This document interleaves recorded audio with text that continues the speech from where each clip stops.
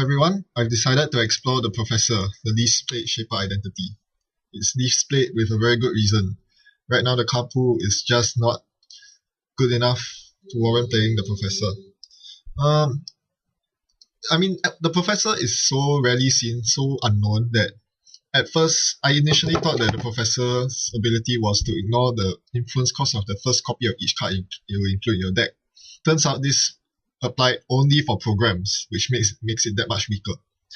Well, so anyway, I've got down to constructing my deck, and I've made my deck based on, having one copy of most of the programs in the game.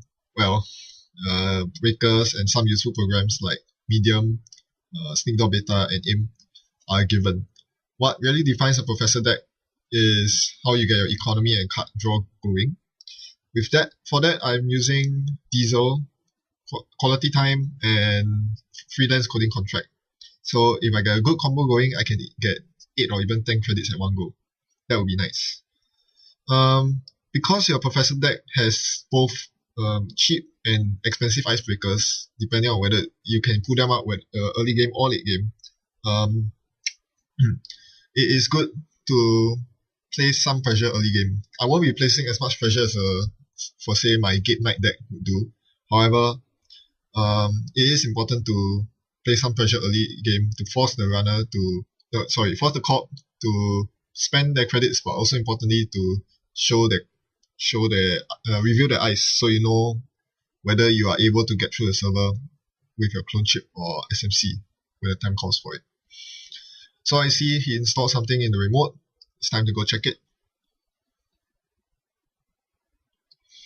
I have no I have no tutors out. However, he lets me through and lets me score the free build. So I think you should know what's coming right now. I thought 5 credits would be safe enough. Well, wait, okay, who am I? Who am I trying to kid? 5 credits is nowhere near enough. Yes.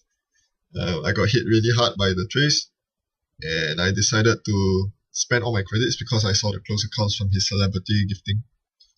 So I got hit with 3 tags. So having only 3 tags, it's still realistically possible to clear them, and it's quite important to do so because I need to make sure he doesn't get cycle build off. Even though I already stole 1, there could be 2 more waiting to store. My go. I draw a card. Hopefully I get a useful card, but instead I only get quality time. So I'm forced to trash my Akamatsu mem chip. Yes, talking about the mem chip. I have 2 choices for increasing memory. One's Akamatsu mem chip. The other one is a Cyber Solutions mem chip from Fear and Loading.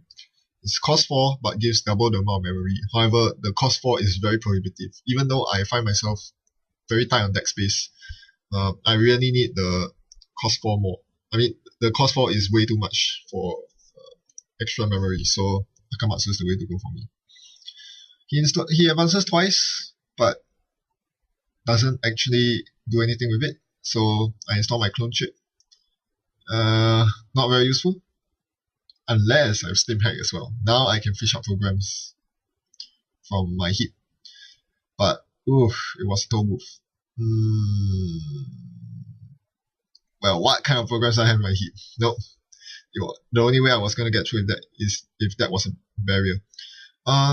Actually, my intention with doing this was that even if I couldn't get through to the remote server, I would at least be able to install my Morning Star, because it costs 8 and the Stimhack gives 9. However, Toll Booth forced me to pay 3 credits on encounter, so I believe I cannot evade that, and as a result, I wasn't able to fish out anything with my clone chip. So I wasted the Stimhack, which was a huge loss. As a one-off copy, their only influence expenditure, Stimhack is so important. I think I've mentioned this before. It's a sure gamble that costs 0 instead of 5. That amazing. Well, I continue to place only pressure because I can't really do anything else. So I run through his pop-up window for free, and now I'm on 4 points. I'm really glad he wasn't able to score the private security force, because that would place too much pressure on me to clear tags. And I have a freelance coding contract sitting in my hand. I'm waiting to use it for a big cash bounty, along with my quality time that's also in my hand. But meanwhile, I continue placing pressure on R&D, even though I still have 2 tags. My goal is to get down to 1 tag at most, because 2 tags means that he can fast advance from hand with psychographics, which is not what I want. Alright, R&D is sealed off. I guess this is my cue to start burning the tags and getting a proper rig up. My current rig is just a Djinn with imp and Sahasrara, which is... well, that's not a rig. That's not a rig. So I throw out my quality time. All the while I've been trying to gain credit speed by bit, hoping that he doesn't close accounts me. But the quality time didn't yield much at all, so I was only able to coding contract for 4, which was a huge pity. I then used the 4 credits to clear tags.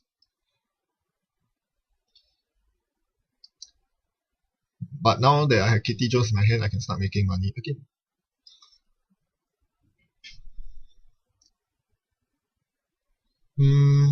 Let's see. Okay. Checking your archives is heap is very important as a professor. Knowing what you're able to do with that clone chip and what you cannot do is very important.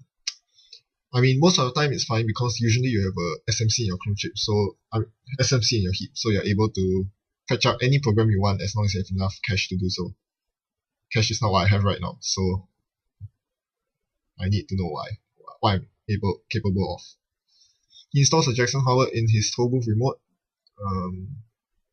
Well, that is usually the smart thing, but at least I know that he won't be installing or advancing agendas for some time. Note that he's on 26 credits, so there's no point making him rest ice now, because he is filthy rich. Sneak Door Beta is such a good card.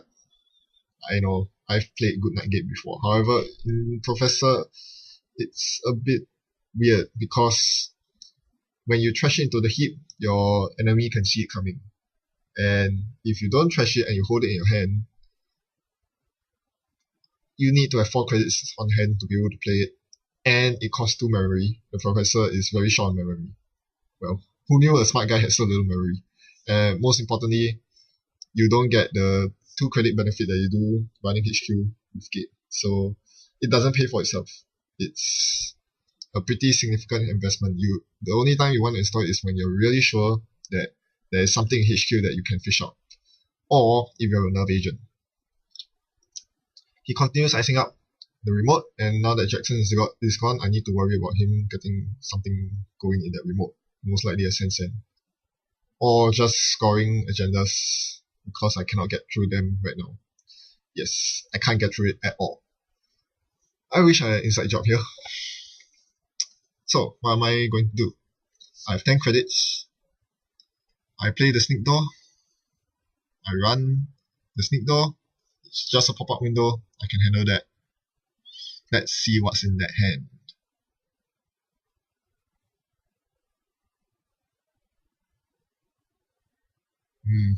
Well, I already knew that was there.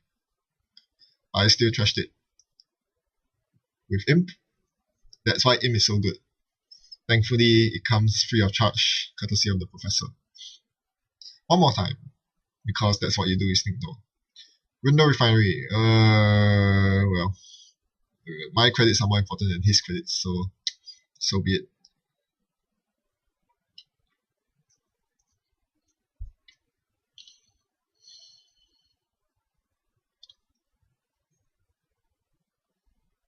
He does something weird. Instead of scoring what I thought was an agenda, instead he installed an upgrade.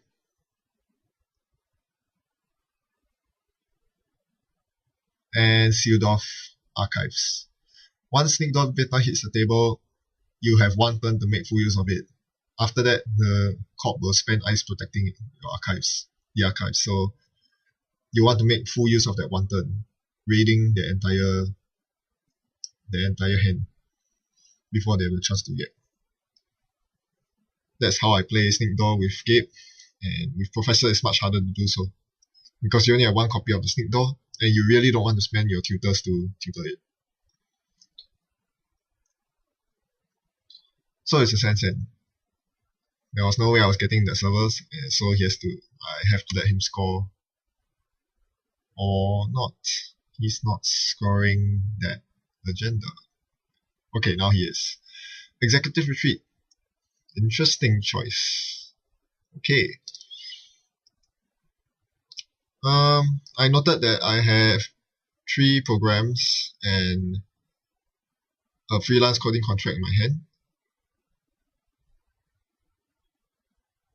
But I decided to install the Sahasrara instead. Now, all the cost of installing all programs will be reduced by 4. That is a huge discount. And it's really important since I'm so cash strapped right now. I continue letting him have his way because he's not at match point yet. I still need to get my economy and my rig going. Although memory is getting tight. I have a Djinn and an SMC. So I need to use up the SMC first, and there's not much left in my deck to use for the SMC. We'll see what happens. Celebrity Gifts. I don't see the Grindel refinery, so it leads me to think that the Grindel refinery is in the remote right now, which is a reason why he didn't score it that turn. Really, he didn't need to use a celebrity gift, he's filthy rich already. I took my credits, and I deliberated, should I install the Mimic or the York on the Dinosaurus? I decided the Mimic instead, to be safe from trash effects. Then I hit his hand. I'm not exactly sure why I hit his hand. I don't remember seeing any agendas inside.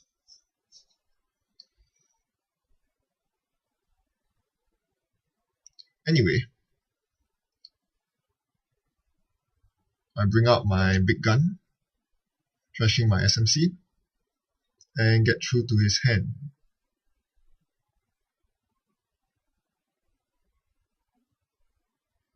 Yeah, I'm really not sure why I hit his hand. Oh, so there was a build inside. Okay, my bad. Yes. I completely forgot about that. Yeah, he did show me a build while celebrity gifting me, and yeah, I took the 1 in 5 risk. That was a very, in retrospect, yes, that's a very poor play. But I think at that point I realized I had to do that because he was going to be able to advance and score that the next turn if I didn't. And R&D was too thick for me. Alright, I got a freelance to go get working. Now I have 9 credits. However, I have 9 tags, which means I was going to get close accounts. I'm really not sure what I was thinking here. Yeah, I have no idea at all.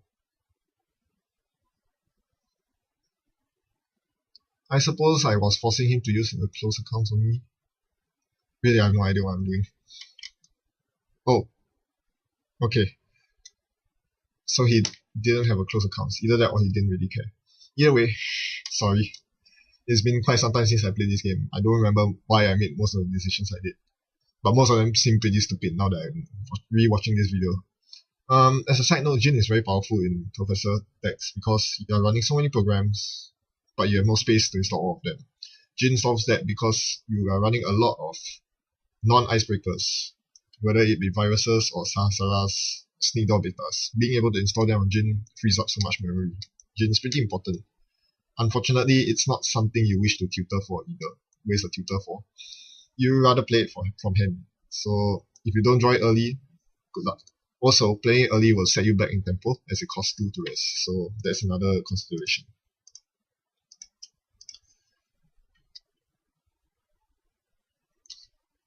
Yes, so I decided the only way to go was R&D. I had 1 clone chip to solve my problems and 1 memory to do it.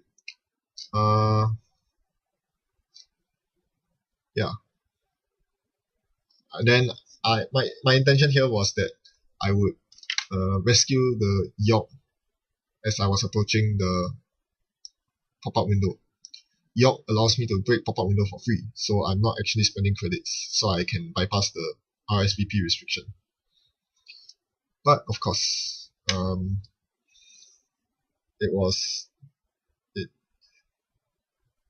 yeah, I didn't do that in the end. So many stupid moves. Okay. Yeah, with two Sahasraras I can bring out York for a measly cost of 1 credit. So that is very nice.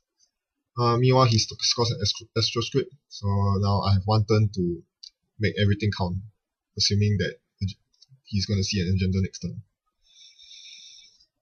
I'm on 6 points, so that's match point. What am I going to do? I draw up, I get money, I run.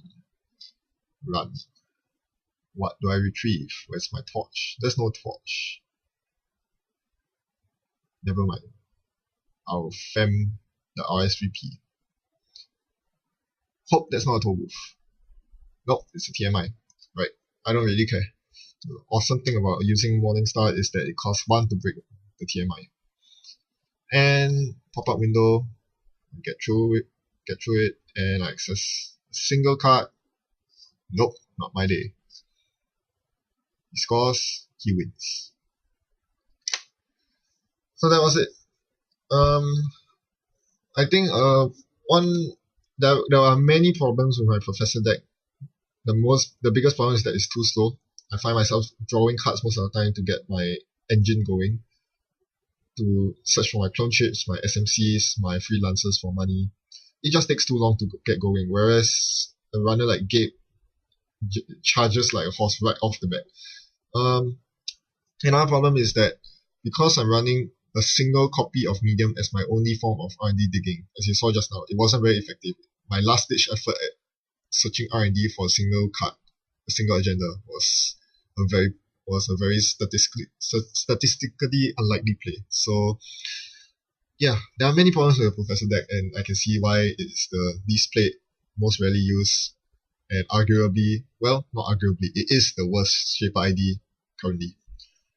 I hope to make it work, or at least make it like a tier 2 deck or something.